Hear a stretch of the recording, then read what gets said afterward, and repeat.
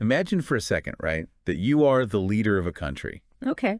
and your most fundamental job, like the absolute baseline of your social contract with your citizens, is to protect your borders, keep the infrastructure intact, and, stop foreign bombs from dropping on your soil. Right. That's literally job security 101 for a government. Exactly. Yeah. So if you're listening to this and thinking, well, obviously, why on earth would a government ever want to be bombed?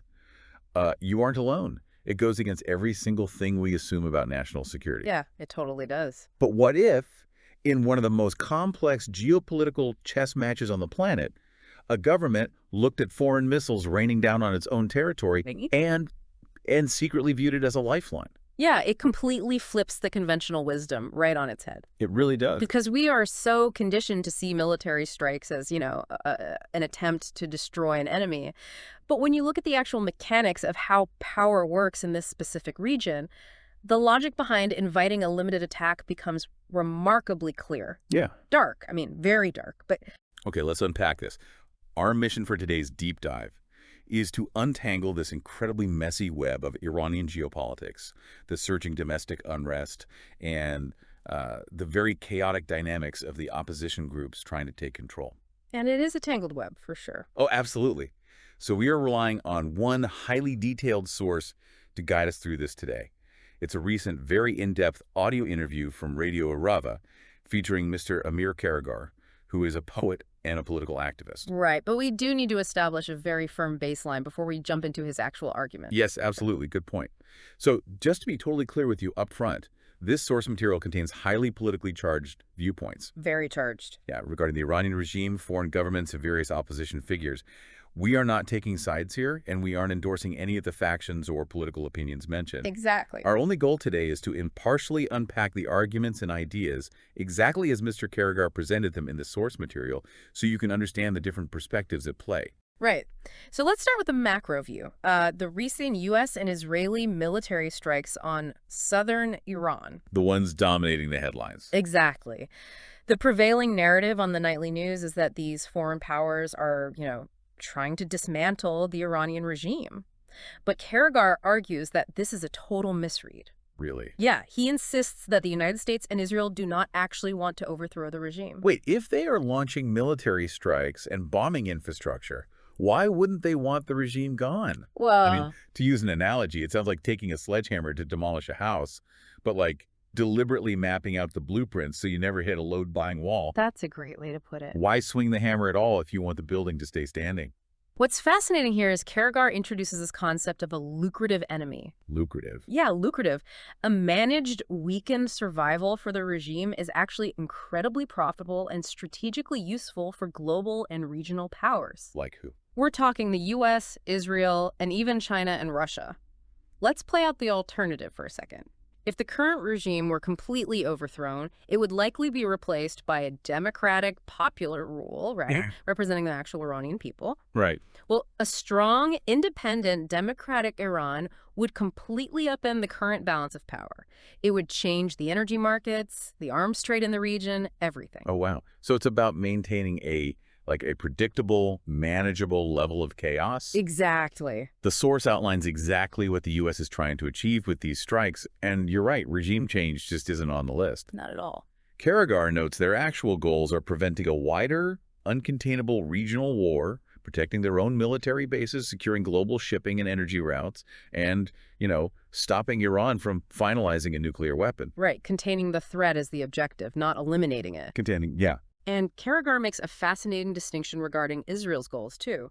He argues that whenever Israel claims its actions are purely for quote-unquote security, that word operates as a pseudonym for influence. Influence. Okay. How so? Well, the ongoing survival of this specific Iranian regime has inadvertently allowed Israel to build unprecedented ties across the Middle East. Actually, yeah, the source brings up a staggering detail to illustrate this. Recently, Israel sent 12 fighter jets to Jordan to help intercept Iranian attacks. Right. And Jordan is a country that has historically been an adversary to Israel. Yeah, think about the underlying mechanics of that for a moment. Why would Jordan allow Israeli military assets into its airspace? Pretty wild to think about. It is. For nearly 5 decades, the rhetoric in the region was centered on the mutual destruction of Israel and its Arab neighbors. But the fear of a chaotic, aggressive Iran acts as, like, a geopolitical glue. A glue? Yeah, it forces historically adversarial Arab nations to cooperate militarily with Israel to manage the threat. So if a democratic, peaceful government took over in Iran tomorrow, That entire architecture of regional alliances, which is built almost entirely on the shared fear of the current regime, it would just evaporate. Israel would lose a massive amount of regional influence.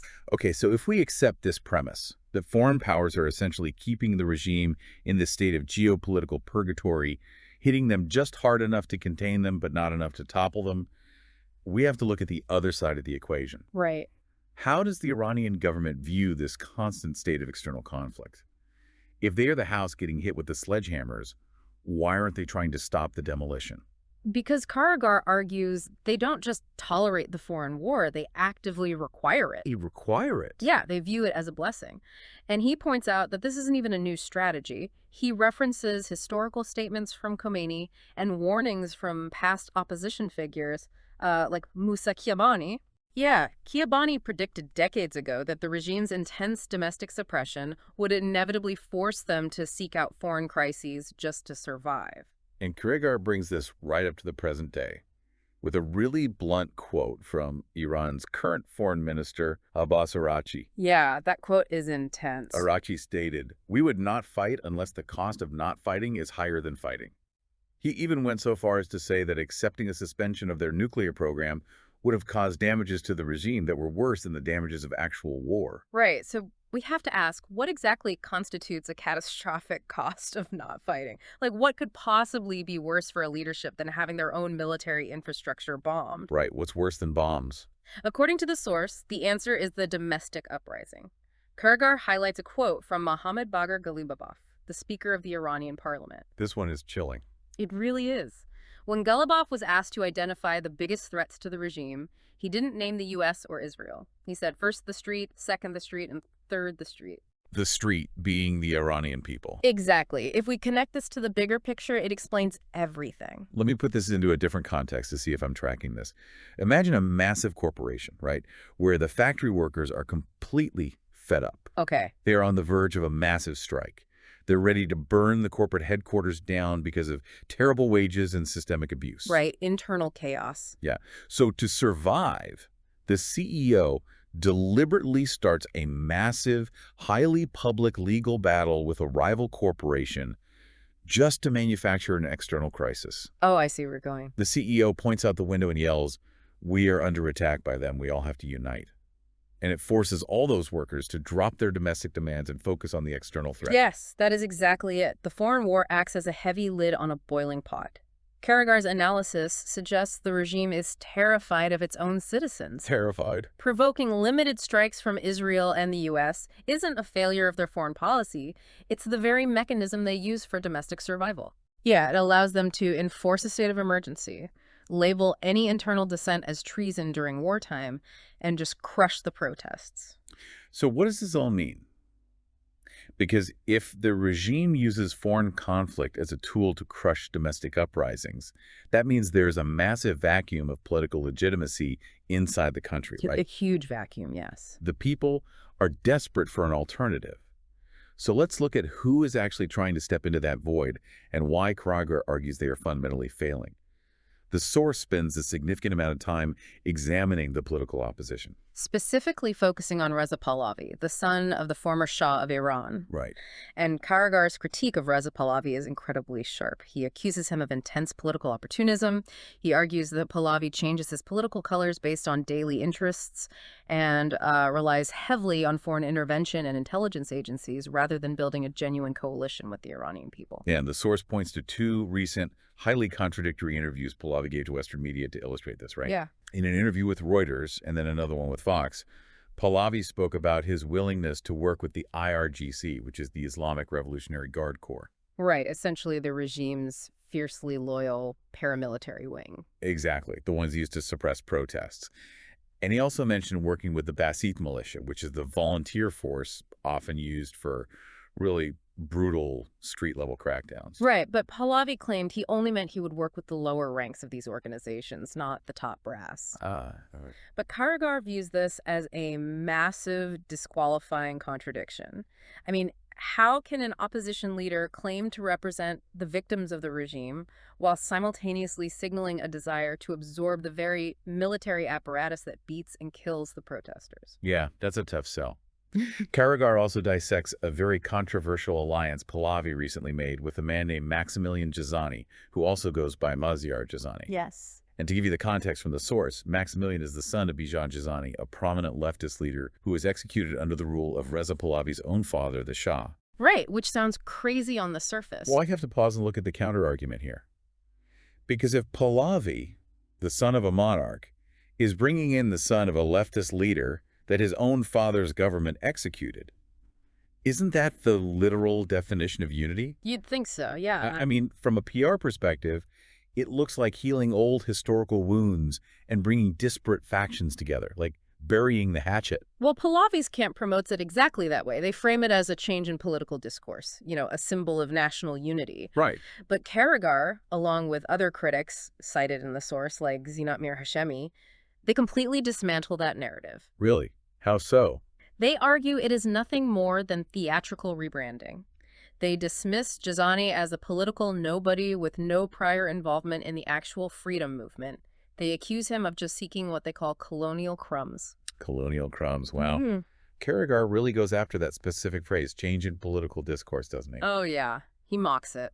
He points out the psychology of opportunism here, comparing it to historical moments where people suddenly decided to support figures like Khomeini or Rafsanjani in the past. Right. They entirely abandoned their stated principles just to secure a piece of the new power structure, all while framing their betrayal as a new discourse. And he takes the comparison even further. He compares Pahlavi's brand of opportunism to dictators like Stalin, Mussolini, and Pol Pot. That's a heavy comparison. It is, but he argues the mechanism is the same.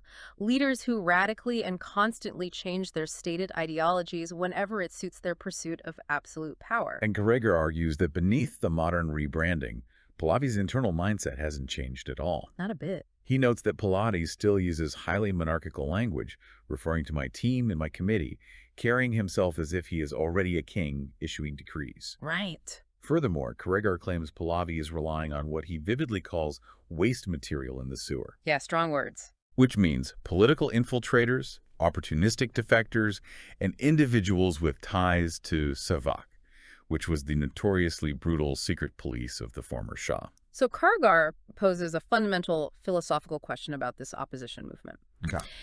If you strip away all the modern PR and the Western media interviews, does the inherent idea of monarchy, and specifically the Pahlavi dynasty's history of rule, actually align with the values of democracy, meritocracy, or an Iran free from torture and execution? Right. Does the math work? Exactly. Right. And based on Pahlavi's own statements expressing pride in his father's legacy, Karegar concludes the answer is a resounding no. It is merely a repackaging of authoritarianism to fill the current void. There's also a fascinating detail in the source about how these international narratives and opposition profiles get, artificially inflated. Karegar mentions the journalist Christiana Amanpour. Yes. He claims that when ancestral properties in Iran were returned to her family, it influenced her reporting to be more favorable towards certain factions of the regime, like the reformists. Which then shapes how U.S. foreign policy perceived the situation. Exactly. It highlights Karegar's overarching point. So many actors, from foreign governments to journalists to the high-profile opposition figures, they're operating on pure self-interest. They're playing a cynical game that ignores the reality on the ground. This raises an important question, though. If the geopolitical powers are just playing chess to maintain regional influence, and the high-profile opposition is just arguing over branding and historical grudges to secure power, who is actually absorbing the damage? Yeah. Who bears the weight of all this maneuvering? Let's step out of the geopolitical war rooms and the television studios and look at the concrete cells.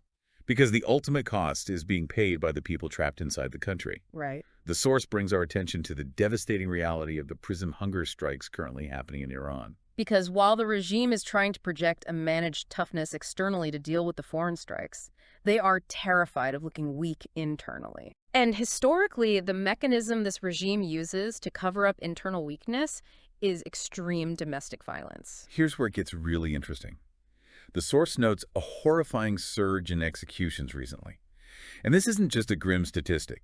It is a desperate tool of terror. Yes. They are using the gallows to project power while the bombs are falling. In direct response to this, a movement called the No to Execution Tuesdays campaign has gained incredible momentum inside the prison system. It's incredibly brave. It is, and it culminated in a massive new wave of hunger strikes that began on July 13th or Tier 22nd in the Persian calendar. And the epicenter of this strike is Gezel-Hazar prison. It involves roughly 1,500 death row inmates. 1,500. Yeah. What makes this specific strike so dangerous to the regime is the demographic. This isn't just political prisoners protesting their unjust sentences. It's political prisoners uniting with ordinary crime prisoners. Oh, wow. Yeah, they are all facing the gallows, and they have formed an unprecedented alliance against the state apparatus. And the regime hasn't been able to contain it either. The strikes have spread to Dastgird prison in Isfahan and to facilities in Mashhad. The source details the sheer visceral resilience of these inmates. The protest has reached a point of such profound desperation that some prisoners have literally sewn their lips shut. Sewing their lips shut. Yeah. It is the physical manifestation of having your voice taken away.